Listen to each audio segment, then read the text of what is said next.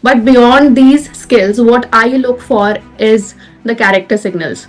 I look for commitment, dignity, your integrity. The common mistake that they make is that when you think that you have reached, and you don't need to upgrade your skills now. Well, Ajay, this is the world of swipe right and swipe left. We cannot expect commitment from this generation. Make them see the actual picture, actual behind the scenes, what goes behind the scenes of hiring process. So they feel that HR is the villain, but because transparency builds trust, and they join the company by trusting the HR only. That hiring has been the most emotional journey for me, because for them it was never the first offer letter, and first job always means validation, independence. They'll be supporting their family financially now. This was life changing moment for them, but it was a life changing moment for me also. Now HRs to सिर्फ रंगोली बनाते हैं. If you are talented, you can break any glass ceiling. That talent has no marital status, commitment has no gender, and the potential does not depend on assumptions. Obviously feels personal, and you instantly want to know the reason why I'm rejected, right? Because rejection is obviously just redirection. There is a high rate of burnout these days because employees are unaware about how to manage stress. Stop applying blindly to every job role. Stop sending the same CV to all the job roles, right? And do not wait for the perfect job, because there is nothing called as perfect job.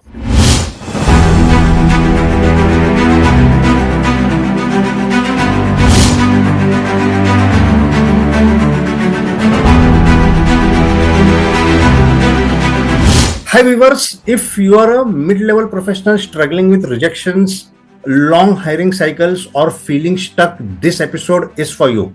Most candidates believe experience gets them hired. It doesn't. What actually gets evaluated is judgment, cultural alignment, emotional maturity, and long-term reliability. Today, you'll understand what senior HR leaders actually look beyond your resume, why candidates lose opportunities silently, how to avoid being a cultural misfit, and how to grow at mid-level without plateauing. To unpack this, I have brought someone who leads HR strategy across India and the US, someone who has built high-performance teams, handled offer dropouts, cultural misfits, and skilling challenges firsthand. She understands what separates professionals who grow from those who plateau. So without wasting a single second, let's hear it from the horse's mouth. Let's hear it from Malvika Rana, Head of Human Resources at Advanced Building Concepts. Malvika ji, welcome to Let's Hear It From. Hi Ajay. First of all, thank you for the amazing introduction. I'm delighted to be a part of this podcast. So I'll first take you to my journey. I started with Royal Bank of Scotland, which is now NatWest Bank, in 2014. Then I moved to Xerox, which became Convent Business Services, and then our Systems International Limited, and now I'm working in Advanced Building Concepts LLP, where I'm handling cross-geography teams, India and US, both. So I've worked in different job roles, HR business partner role, recruiter, HR generalist profile, and now here as a lead role, I'm leading the team. So, I've seen the full spectrum of employees' experience from onboarding till exit. So you will have a lot of questions to ask. Okay. I quickly, without wasting a single second, I quickly move on to the first question. Malvika ji, beyond resumes and skills, what signals make you instantly believe this person will do well here, this person will succeed in my organization? Okay, so Ajay, first of all, of course, the foundation has to be the skill set. The candidate's knowledge, qualification, and the technical expertise has to match with at least 60 to 70% to the job description. But beyond these skills, what I look for is the character signals. I look for commitment, dignity, your integrity, discipline, and the genuine zeal to learn. Because, a bad attitude guy cannot be a good fit in any company. So, you can enhance the technical skills, but if it is a bad attitude, you can never fix it. Example, if an interview has to, start at 11 and the candidate has reached 10:30, he is well prepared about the company, he has well researched about the job role, and, he's listening to you patiently, he is thoughtfully responding, then obviously, that shows a lot of character signals like he's showing commitment here, he's showing the value for time here, he's showing the patience here. So that clearly gives me the brownie points, and that clearly tells me that yes, he's going to be a good resource for the company. Yeah.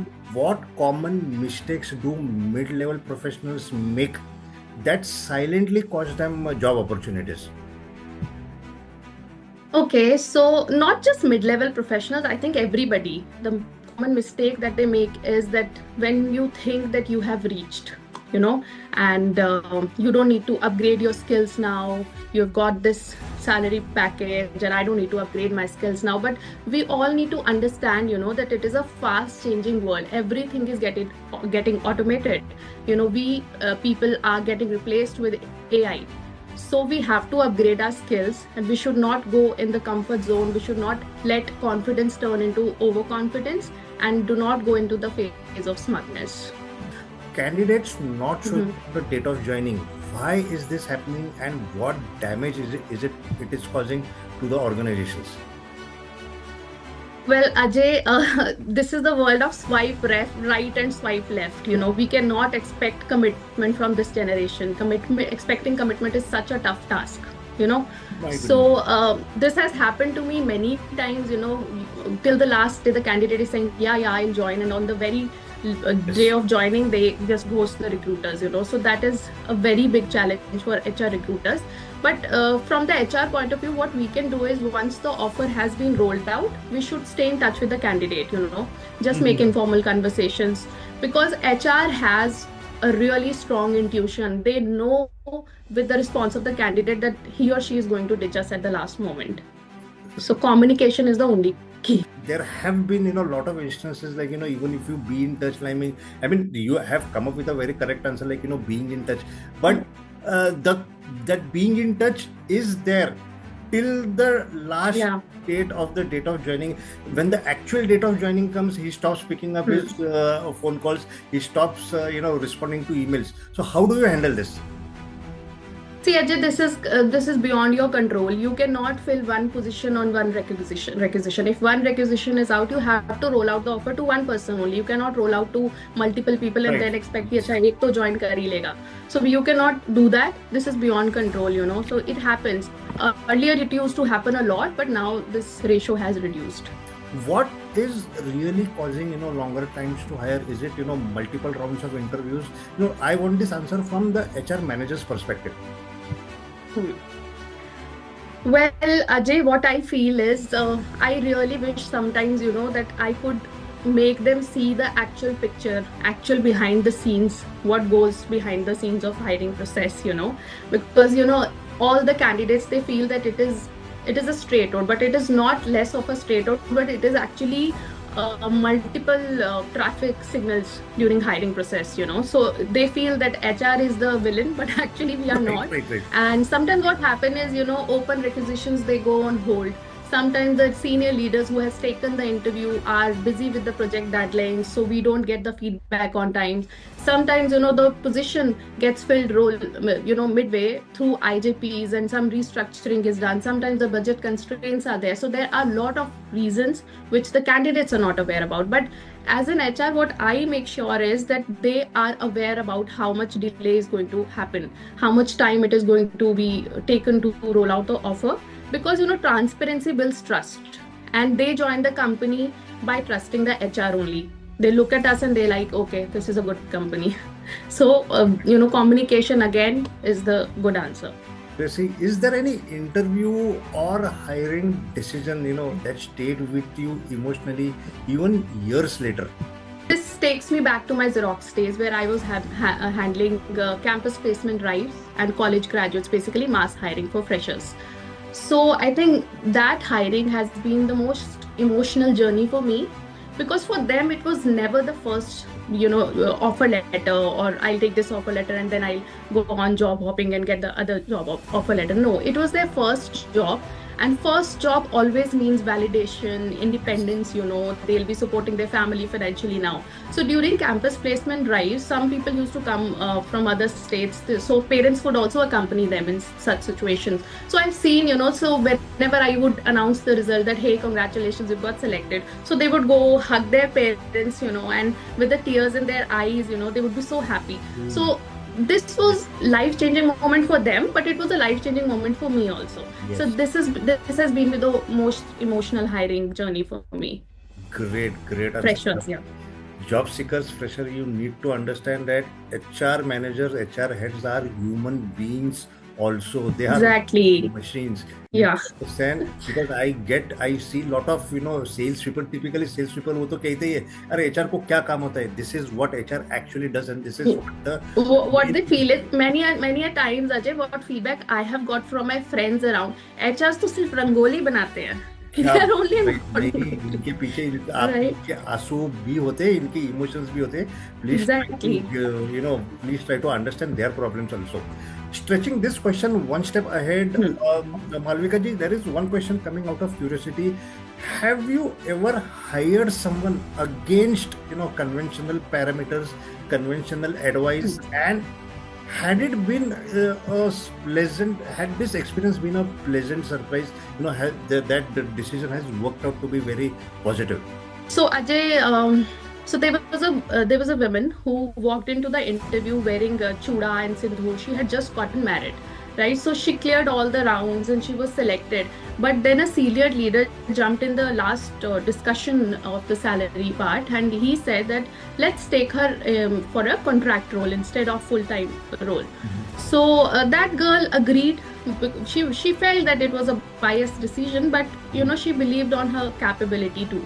So she, within 3 months, her work spoke so loudly that the same leader, who doubted her potential, was deeply impressed. She was not only given the permanent job role, but she was also given a promotion and a salary hike within 2-3 months of joining.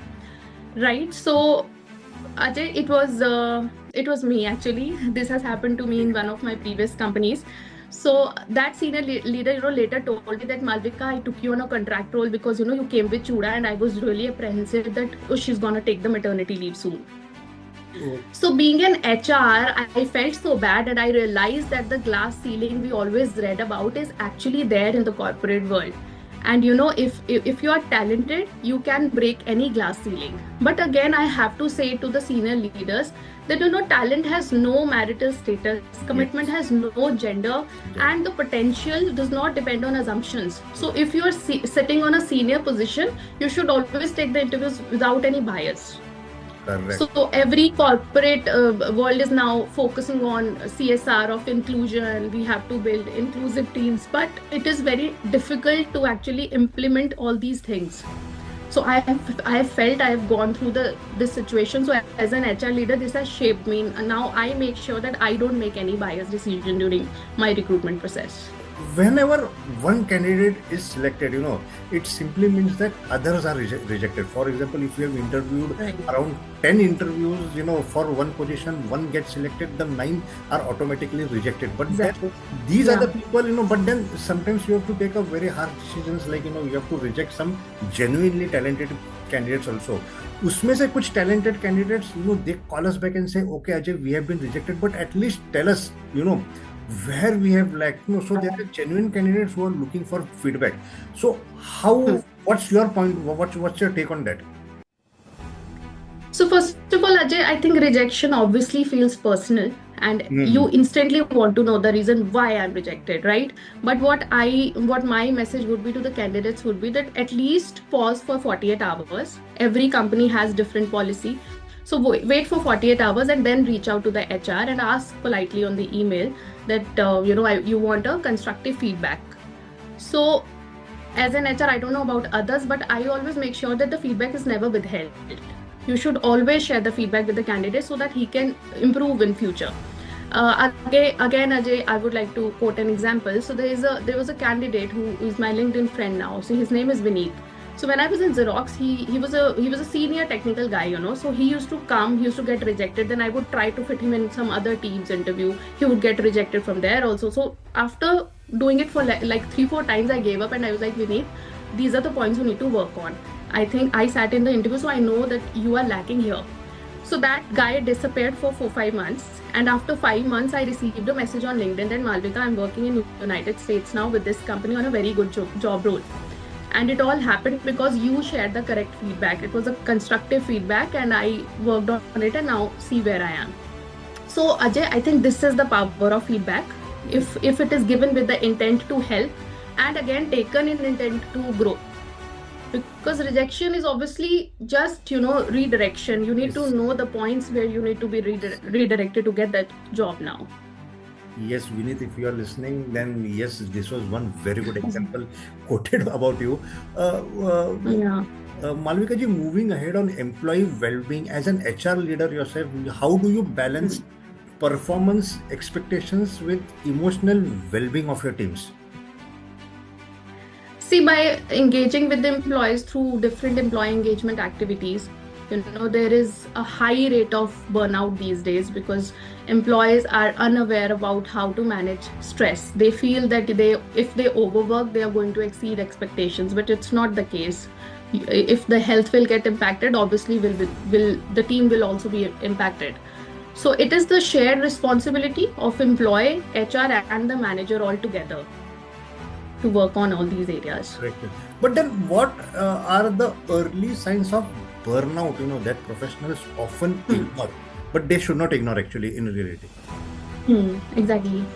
So Ajay, I think signals could be if the employee was earlier engaged actively, he was proactive, but now he has taken a reactive approach, right? He has become, he's taken a lot of leaves, he's always constantly exhausted, he is passing cynical or negative comments during meetings. So you judge by the behavior that, okay, he's going through a burnout stage.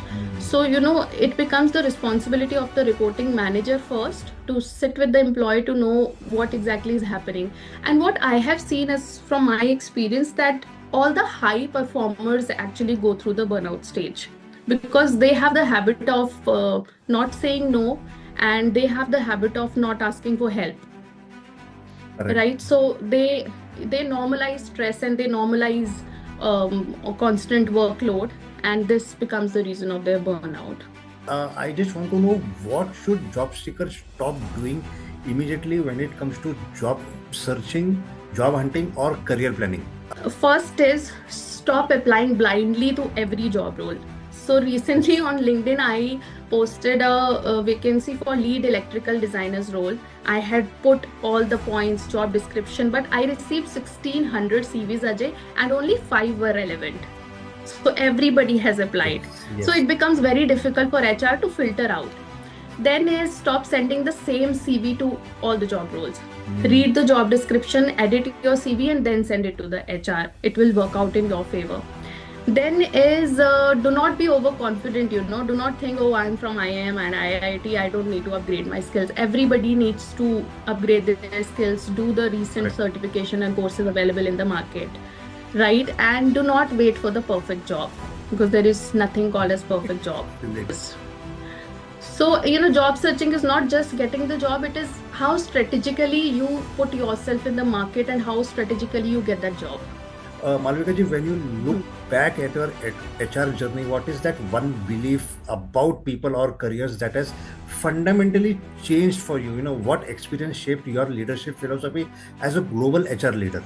When I started with Royal Bank of Scotland in 2014, my belief was that everybody changes the company for the salary hikes. The other company gives you a good package and then you just run away.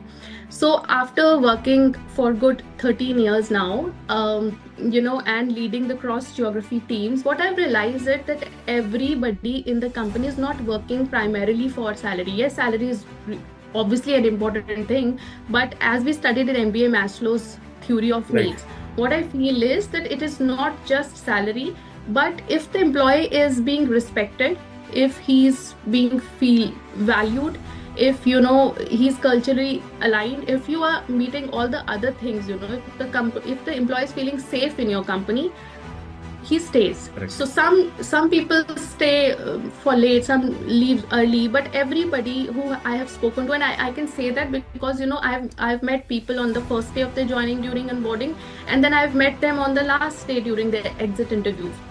So by seeing their full spectrum of employees experience, I feel that it was initially I used to think salary is the only thing, but now that belief has changed. Not salary, but you have to respect employees, you have to make them feel valued, you have to reduce the turnover, burnout rate, and then these are the things that have been changed over time. Perfect. Malvika ji, such an amazing HR leader you are. But now it is time to move forward to my favorite round, which I call it as a rapid fire round. Short answers, Okay. instinctive responses, no overthinking. This is the part job seekers love because your first answer is usually the most honest one. My first rapid fire question goes to right now. Resume longer than 2 pages, yes or no? Yes. Okay, one word that instantly impresses you in an interview. Raw, authentic, and true information rather than faking and plotting stories. Great. One word that instantly worries you. The resignation email. Okay, skills or attitude? Both. Attitude more, and skills could be 60-70%. Cultural fit or high performance? Cultural fit. Okay, good. A red flag in the first 5 minutes of an interview. Body language. Wrong body language. So I was taking an interview and the person was sitting like this. Kya baat. Yeah. Amazing. A green flag in the first 5 minutes. If he's reaching the office before the scheduled time. Oh, I see. Follow-up emails after interview, is it smart or annoying? Follow-up emails on weekends is annoying. Follow-up emails on Monday to Friday is completely fine. Okay. Job offer shopping after acceptance, understandable or unethical? Unethical. Correct. Emotional intelligence or technical excellence, which wins in the long term? I'm working in the technical environment, so technical first and then emotional intelligence. Great. One question every candidate should ask HR but rarely does. He should ask for the constructive feedback after the interview, especially if he or she has got rejected. My last rapid fire question goes to you right now. If you could fix one hiring behavior in candidates overnight, what would it be? Again, applying blindly to every job role. Yes. And reaching the office in an informal attire. Okay, because if you are listening, Malvika ji, that was sharp, and I think a lot of people just took notes. Malvika ji, thank you once again for being so candid. This is exactly the kind of clarity job seekers need. Viewers, if you have watched till here, you are actually very serious about your career growth, because today's episode wasn't just about hiring, it was about understanding what really happens behind the scenes, the signal HR leaders look for, the mistakes that cost opportunities, the mindset that drives long-term success. Thank you, Malvika ji, once again for this honesty and clarity. And viewers, if these conversations like this has helped you think differently about your career, stay connected with us on Let's Share It From. We'll keep bringing you perspectives that give you an edge. So viewers, bye for now. Please take care and see you soon in the next episode of Let's Share It From. Yes.